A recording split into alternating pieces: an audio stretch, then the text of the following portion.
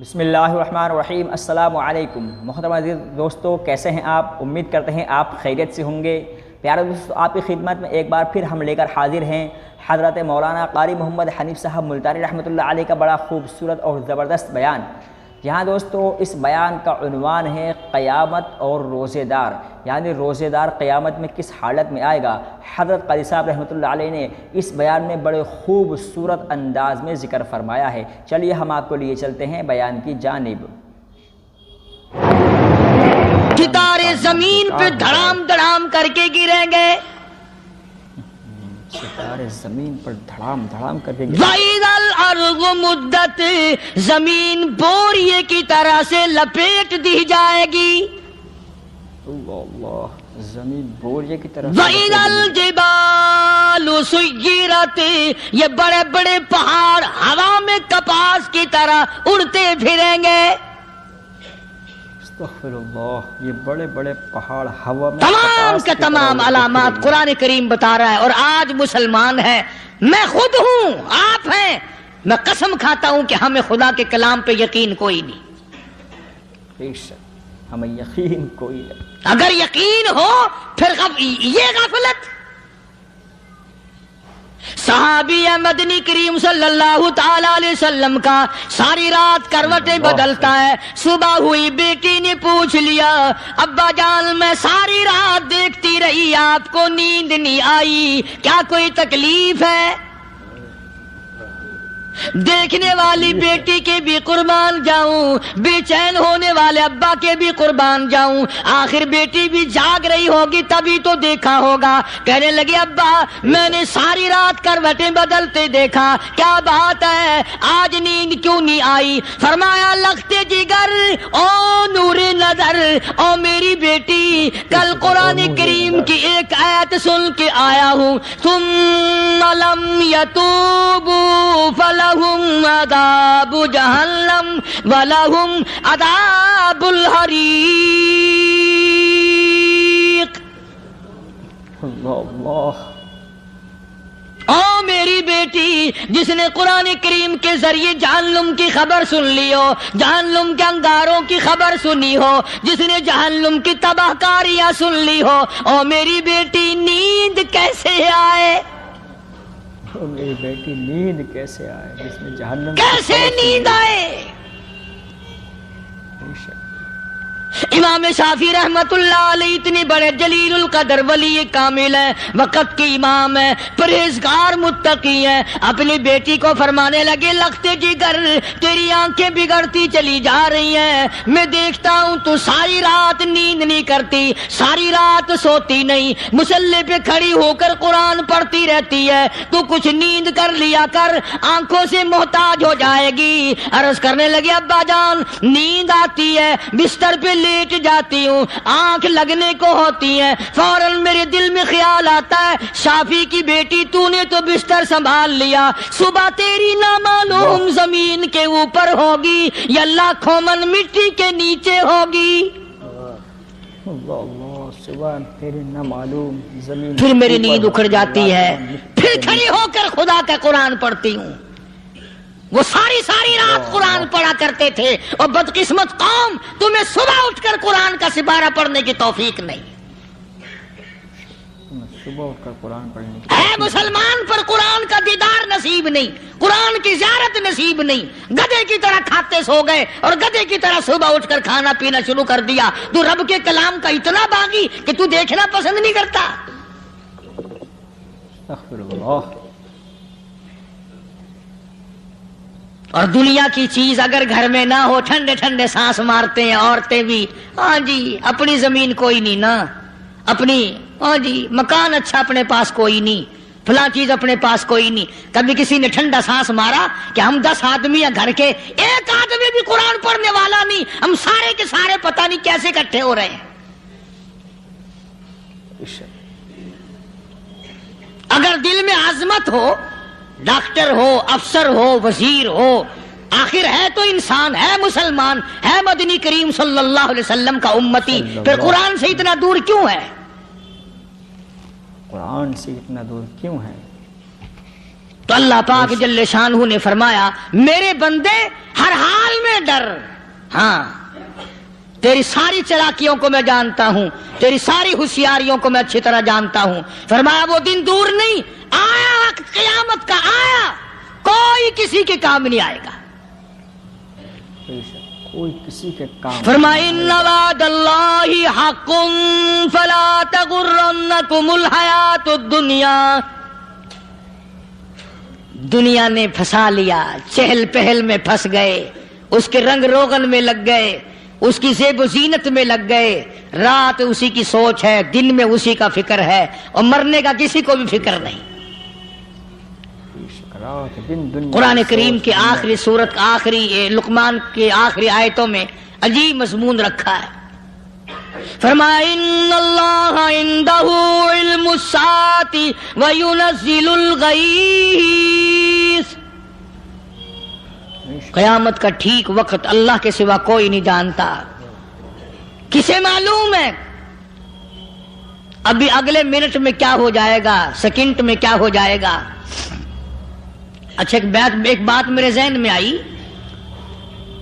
یہ بڑے بڑے لوگ آپ کو ملیں گے دیہاتوں میں بھی، بازاروں میں بھی، شہروں میں بھی، فلانا بزرگ غیب کی باتیں بتایا کرتا تھا، فلانا ولی یوں بتایا کرتا تھا۔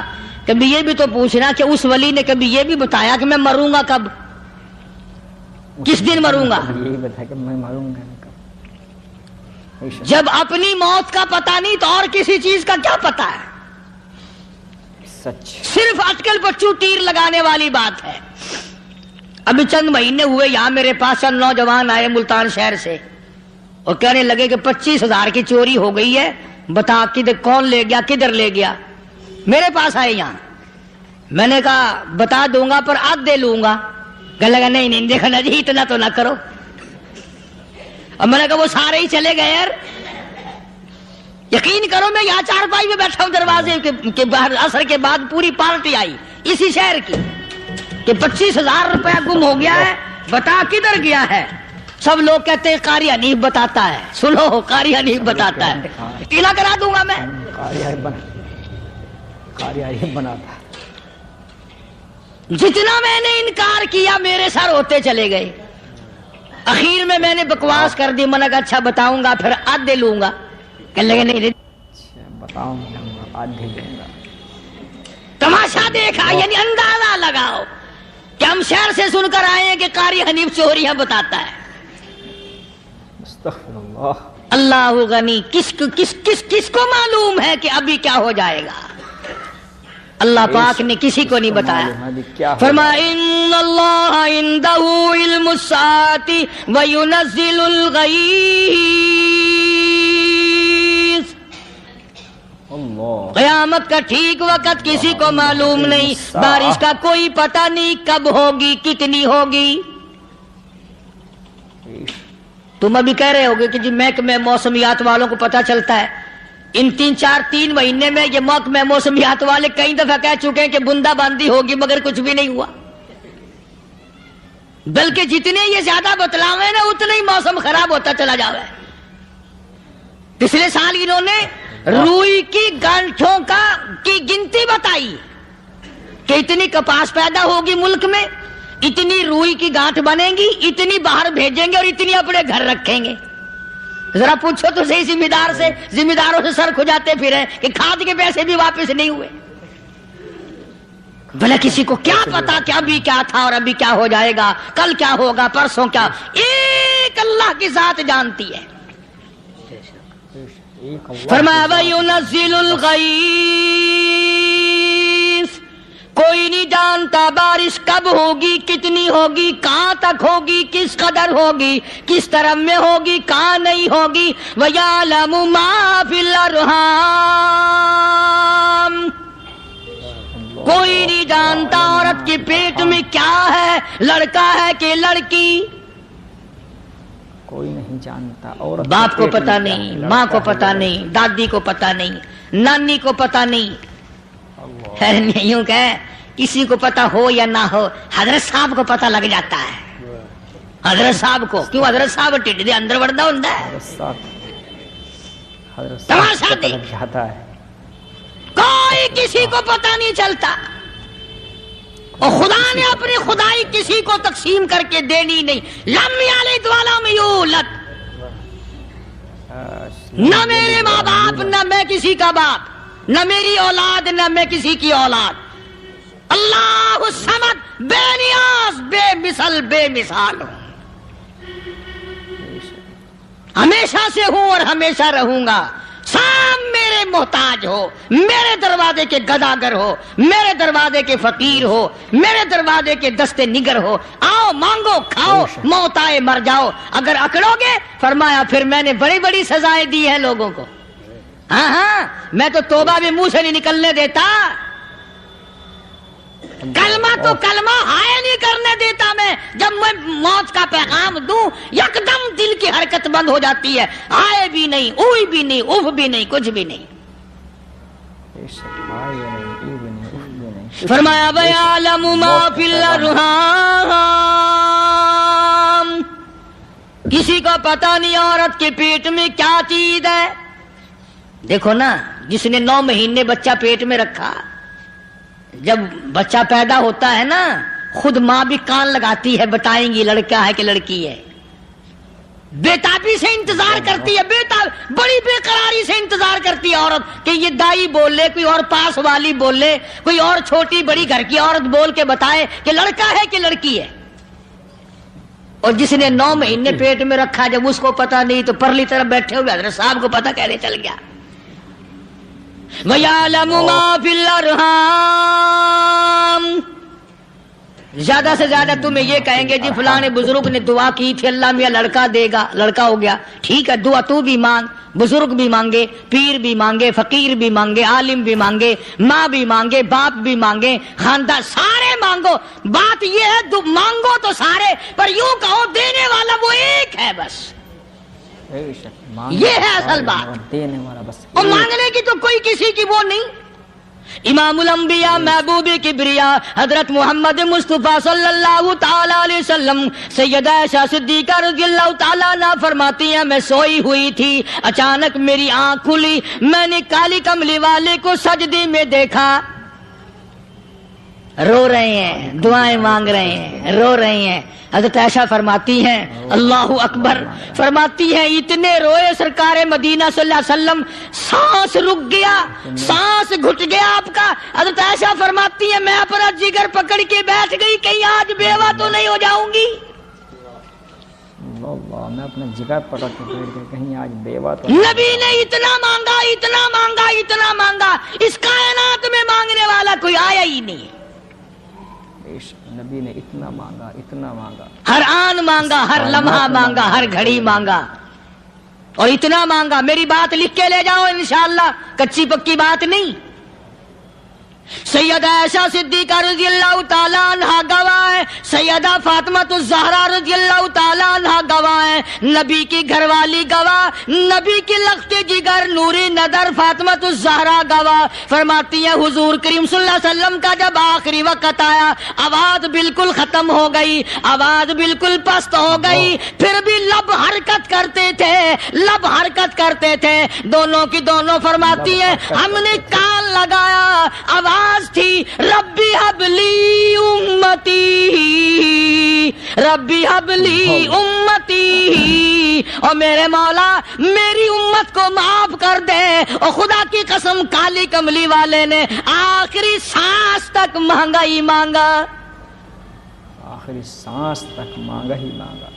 بے شک چاہے تیرے لیے مانگا، امت کے لیے مانگا، مگر ہر وقت مانگا، ہر وقت مانگا. بے شک. اور یوں فرمایا کہ میدان حشر میں جب لوگ چاروں طرف سے پریشان ہو کر، عاجز ہو کر، تنگ ہو کر، دھکے کھا کر، ذلیل ہو کر انبیاء علیہ الصلوۃ والسلام کے مشورے سے جب حضور کریم صلی اللہ علیہ وسلم کے دربار میں آئیں گے، مشکاۃ شریف میں حدیث موجود ہے، ارشاد حضور کریم صلی اللہ علیہ وسلم کا، فرمایا لوگ مجھے سفارش کے لیے کہیں گے اللہ اکبر، اللہ اکبر کبیرہ. تو یوں فرمایا یہ نہیں فرمایا کہ میں اللہ میاں کو ٹیلی فون کروں گا کہ دیکھنا ذرا خیال کرو امت آ رہی ہے میری، یا امت کو یہ کہے کہ رکا لے جاؤ. بلکہ یوں فرمایا جیسے امت آ کر کے مجھے پریشان کرے گی میں سجدہ کروں گا، میں سجدہ کروں گا، اس وقت بھی سر میرا در تیرا، جھولی میری عطا تیری۔ اور حدیث پاک کا اگر مضمون پڑھ کر دیکھو سارے مضامین حل ہو جائیں۔ یوں فرماتے ہیں خود حضور کریم کہ میں اتنا لمبا سجدہ کروں گا اس وقت قیامت میں، اتنا لمبا سجدہ کروں گا کہ 7 دن 7 راتیں کا وقت 1 ہفتے کے برابر وقت لگ جائے گا، میں سر سجدے سے نہیں اٹھاؤں گا۔ 1 ہفتے کے برابر وقت لگ جائے گا، میں سر سجدے سے اتنا لمبا سجدہ کروں گا کہ 1 ہفتے کے مقدار وقت لگ جائے گا۔ یہ مقدار کیوں فرمایا؟ قیامت کا دن ہے نا، دن ڈھلنا نہیں، چھپنا نہیں، رات آنی ہی نہیں، رات تو ہے ہی نہیں نا، اس لیے فرمایا 1 ہفتے کی مقدار دن لگ جائے گا، وقت ختم ہو جائے گا پورا ہفتے کے برابر۔ اس کے بعد اللہ پاک مجھے فرمائیں گے ارفع راسک یا محمد صلی اللہ علیہ وسلم، میرے محبوب سر اٹھاؤ، سل مانگو توتا دوں گا، مانگو دیا جائے گا، سوف یعطیک ربک فترضی، تیرا رب تجھے راضی کر دے گا۔ صحابہ اکرام رضوان اللہ تعالی علیہ مجمعین نے عرض کر دیا یا رسول اللہ صلی اللہ علیہ وسلم آپ کس وقت راضی ہوں گے؟ کتنے لوگ جنت میں چلے جائیں گے، دوزخ میں چلے جائیں گے، آپ کس وقت راضی ہوں گے؟ خدا کی قسم اس محسن کائنات کا کیا کہنا کالی کملی والے نے جو ہم پر مہربانی فرمائی۔ یوں فرمایا جب تک ایک ایک امتی کلمہ پڑھنے والے کا ہاتھ پکڑ کر جنت میں نہ لے جاؤں میں محمد الرسول اللہ کو چین نہیں آئے گی، ایک ایک کو لے جاؤں گا اور چین نہیں آئے گا مجھے اس وقت بھی۔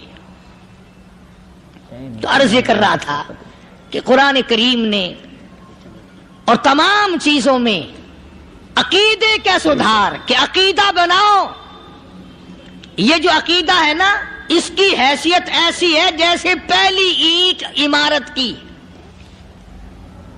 اگر اینٹ ٹیڑھی ہو گئی تو ساری عمارت ٹیڑھی ہو جائے گی، اگر عقیدہ صحیح نہیں تو سارے اعمال ٹیڑھے ہو جائیں گے، اور اگر عقیدہ صحیح ہے تو اعمال بھی اور تمام افعال بھی اخلاق بھی تمام کی بنیاد جو ہے وہ صحیح رہے گی اور اچھی توفیق ہوگی۔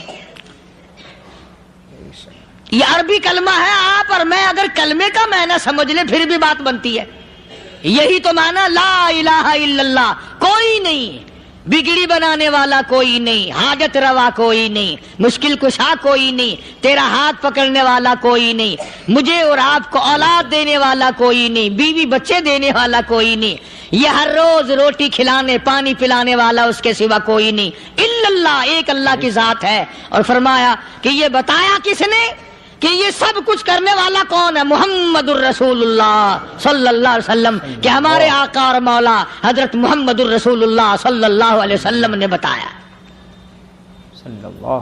تو قرآن کریم کی آیتوں نے وضاحت کر دی وما تدری نفس ماذا تکسب غدا، کسی کو پتہ نہیں کل کیا ہو جائے گا، صبح کو کیا ہو جائے گا، شام کو کیا ہو جائے گا۔ وما تدری نفس بأي أرض تموت، کوئی نہیں جانتا موت کس جگہ پہ آئے گی، کوئی نہیں جانتا کسے معلوم ہے کہ میری قبر کہاں بنے گی، کوئی نہیں جانتا میرے اس بدن کو جانور کھا جائیں گے، کسی کو علم نہیں ہے کہ قبر کا گڑھا ملے گا کہ نہ ملے گا، کفن ملے گا کہ نہ ملے گا، نماز جنازہ نصیب ہوگی کہ نہ ہوگی، غسل نصیب ہوگا کہ نہ ہوگا، کوئی نہیں جانتا کلمہ پڑھتے موت آئے گی یا کنجری کے گانے سنتے گاتے موت آئے گی۔ کس کو علم ہے کہ آخری کلام جو دنیا میں ہوگا وہ درود پاک ہوگا یا قرآن کریم ہوگا یا دعا ہوگی یا استغفار ہوگا، اور یا گالی منہ سے نکلے گی دم نکل جائے گا۔ کسے معلوم ہے؟ دم نکل جائے. اس لیے فرمایا وما تدری نفس بأی ارض تموت، کوئی نہیں جانتا موت صبح آئے گی یا شام آئے گی. کوئی نہیں جانتا موت صبح آئے بیوی بچوں کے سامنے آئے گی یا اسپتال میں، کوئی پاس ہوگا بھی یا کہ نہیں جس وقت موت آئے گی کسے معلوم. سجدے میں آئے گی یا کنجری کی گود میں آئے گی کیا پتا، فلم میں آئے گی یا مسجد میں آئے گی. اللہ. پچھلے دنوں ایک جگہ ایک آدمی نے صبح کی اذان دی، بڑی اچھی اذان دیا کرتا تھا، اللہ کا نام بلند کیا، زمین پہ بیٹھا اور ختم. فجر کی اذان دی، جو سنے انہوں نے کہا یار ابھی تو اذان دی تھی. بس اللہ کی طرف لوگوں کو بلایا اور خود دنیا سے رخصت ہو گیا. ہاں کسی کی موت یوں بھی آیا کرتی ہے، کسی کی سجدے میں آ جاتی ہے، کسی کی مراقبے میں آ جاتی ہے. اللہ اکبر. کسی کی نماز میں آئے، اللہ کی طرف دھیان لگے ایسا لگے کہ لگی جائے وہ چلا ہی جائے. ہمارے استاد محترم مولانا عبد الخالق صاحب رحمۃ اللہ علیہ یہاں کبیر والے میں تھے، بہت بڑے عالم، جید عالم، سمندر تھے علم کے. بس صبح کی نماز کے بعد مراقبے میں بیٹھے اللہ اللہ کر رہے ہیں، بس جیسے اتحیات میں بیٹھتے ہیں نا اسی طریقے سے بیٹھے تھے. دن چڑھ گیا، بھتیجے نے آ کر کے کہا حضرت ناشتہ تیار ہے، جواب کوئی نہیں. پھر کچھ دیر کے بعد آیا کہ حضرت ناشتہ تیار ہے، جواب کوئی نہیں. اور دن چڑھ گیا، ہاتھ لگا کے دیکھا کہ حضرت تو پہنچ گئے اللہ کے یہاں. کس حالت میں؟ ایسی اللہ اللہ اللہ سے لو لگائی کہ اللہ ہی کے یہاں چلے گئے. اور ان اللہ والوں کے پاس اس نیت سے لگا کرو میری آخرت بن جائے، میری قبر بن جائے، میرا آخری کلام جو دنیا میں ہو وہ کلمہ ہو، استغفار ہو، درود پاک ہو، قرآن کریم ہو، پھر تو مزہ ہے. اور اگر ہائے ہائے ہائے ہائے کرتے مر گئے تو کیا ہوا؟ فرمایا ان اللہ علیم خبیر، میں خدا کی ساتھ تمام چیزوں سے واقف ہوں. مجھے تو پتا ہے نا، تیرے ایک ایک سانس کا پتا ہے، تیری رگ کے ایک ایک خون کے قطرے کا مجھے پتا ہے. اسی لیے کہا کرتا ہوں کہ عادت ڈال لو درود شریف پڑھتے ہوئے چلنے پھرنے کی، کلمہ کلام پڑھتے ہوئے چلنے پھرنے کی، استغفار کرتے ہوئے چلنے پھرنے کی. پہلے زمانے میں جب ٹھوکر لگتی تھی تو لوگ سبحان اللہ کہتے تھے، اللہ اکبر، استغفر اللہ. اب گالی منہ سے نکلتی ہے، اب گالی منہ سے نکل رہی، گالیاں بکتے ہوئے لوگ مر رہے ہیں. حضرت معاذ بن جبل رضی اللہ تعالیٰ عنہ مدینہ پاک میں بیمار ہے، آخری وقت ہے. صحابہ کی ایسی ایسی موت آیا کرتی تھی. چاروں طرف جتنے گھر والے بیٹھے ہیں، اماں بھی، بیٹی بھی، گھر والی بھی، بہن بھی، بھائی بند بھی، قبیلہ بھی، خاندان بھی. مدینہ شہر ہے، کالی کملی والے کا شہر ہے. حضرت معاذ بن جبل کا آخری وقت ہے. چاروں طرف بیٹھنے والے بھی تلاوت کر رہے ہیں قرآن کریم کی، خود معاذ بن جبل بھی تلاوت فرما رہے ہیں. تلاوت فرما رہا ہے. اچانک حضرت معاذ رضی اللہ تعالیٰ عنہ رونے لگے، روئے حضرت معاذ رونے لگے. یہ وہ جوان ہے جس کو رخصت فرمانے کے لیے یمن کا گورنر بنا کر کے بھیجا حضور صلی اللہ علیہ وسلم نے. حضور صلی اللہ علیہ وسلم اس کو روانہ فرمانے کے لیے کئی میل پیدل تشریف لے گئے. ہاں حضور کے صحابہ. تو معاذ بن جبل جب رونے لگے تو گھر والوں نے پوچھا کیوں؟ کوئی بیٹھا ہوگا نا. کہنے لگا ڈر گئے، موت سے ڈر رہے ہو، موت سے ڈر کے رو رہے ہو. حضرت معاذ کہنے لگے نہیں، موت سے کیا ڈرنا، میں کیوں ڈروں موت سے، اس نے تو آنا ہی آنا ہے، میں نہیں ڈرتا. انہوں نے کہا پھر رویا کیوں رو رہے ہو؟ اللہ اکبر. صحابی کہتا ہے میرے دل کی تمنا میرے دل میں رہی، میری آرزو پوری نہ ہو سکی، میری حسرت میرے دل میں رہی، میرا شوق پورا نہ ہو سکا، میری آرزو پوری نہ ہو سکی، میری تمنا پوری نہ ہو سکی، بستر پہ موت آ رہی ہے اس لیے رو رہا ہوں۔ اے کاش رمضان کا مہینہ ہوتا، میں روزے دار ہوتا، گرمی کا موسم ہوتا، مجھے سخت پیاس لگی ہوتی، کفار سے مقابلہ ہوتا، میدان جہاد اور جنگ ہوتا، میں کئی کافروں کو قتل کر دیتا، پھر وہ مجھے قتل کر دیتے، میری زبان کاٹ لیتے، میری اللہ کے یہاں پیشی ہوتی، میرا رب مجھ سے پوچھتا میں آج دنیا سے کیا لایا، میں عرض کرتا الہی بولوں کیسے، تیری راہ میں زبان کٹا کے آیا ہوں اور روزہ رکھ کر آیا ہوں، تیرے محبوب کے حوض کوثر کے پانی سے روزہ افطار کروں گا۔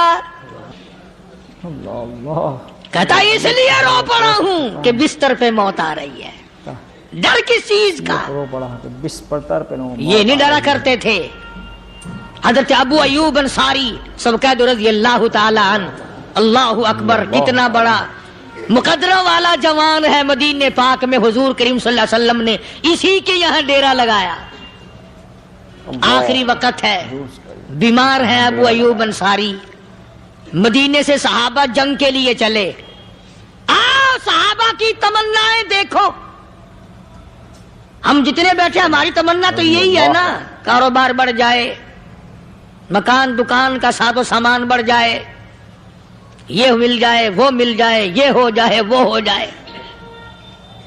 ابو ایوب انصاری بیٹھے ہوئے دیکھ رہے ہیں صحابہ سواریوں پہ پیدل، تلوار، نیزے، تیر لے کے چلے۔ ابو ایوب انصاری کہنے لگے کہاں چلے ہو؟ کہ جہاد فی سبیل اللہ کے لیے۔ کہنے لگا مجھے بھی لے چلو۔